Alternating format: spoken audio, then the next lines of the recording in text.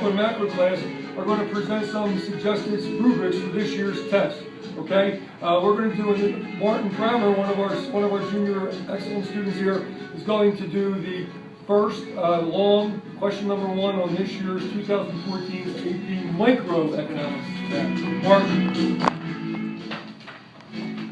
The graph below shows the demand curve, D, marginal revenue curve, MR, marginal cost curve, MC, average total cost curve, ATC, and long-run average total cost curve, LRATC, for a monopolist. A. Using the numbers given in the graph, identify each of the following for the profit-maximizing monopolist: the quantity produced, the price, the allocatively efficient quantity.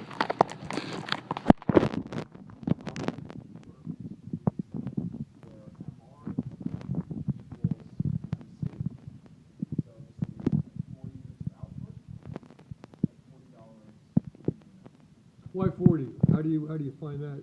This is where the demand curve, where demand is equal to price. Allocatively efficient quantity, where price equals your marginal cost of 8 units.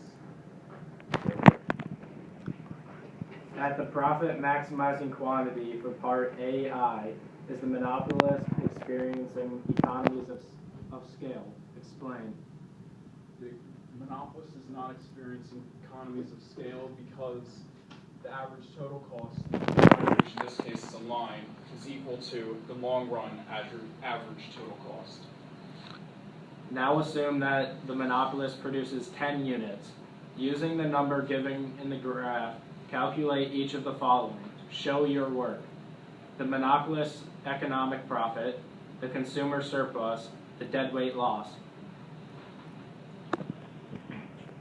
Because the monopolist is producing 10 units of output at a price of 10 units per, while the average total cost is equal to 20 units per, the monopolist, the economic profit is going to be minus $100 because the total cost, which is 20, times the amount produced, 10, equal to $200. While the revenue pulled in, which is the price, which will be 10, times the quantity produced, 10 is only equal to $100.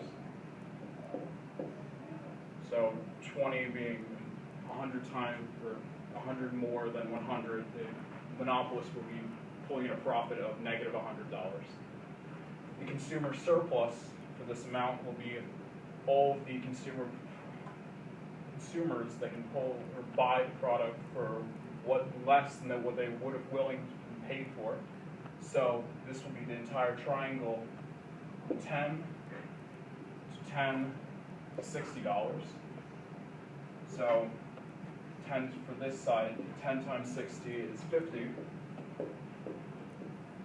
While it's 10 long is 10 times 1/2 because it's a triangle. So it'll be $250 in consumer surplus. Excellent.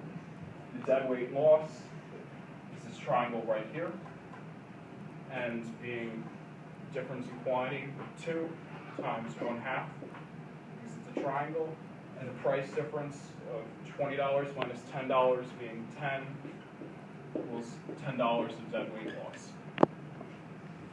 At what quantity is demand unit elastic?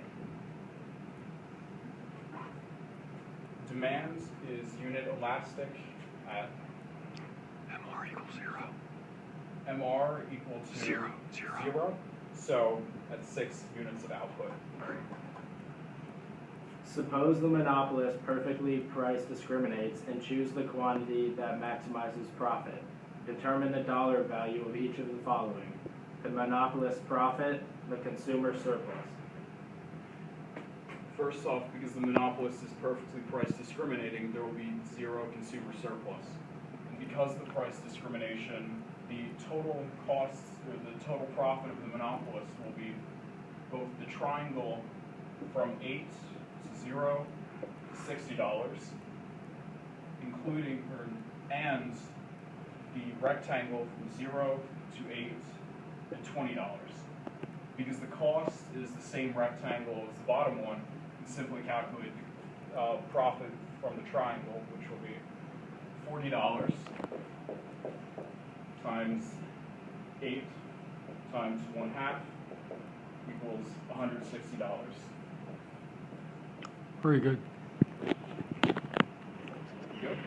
That, you want to give credit over here? We'd like to thank Mr. Stravik, who is a Clemson University, for this poster on the topic.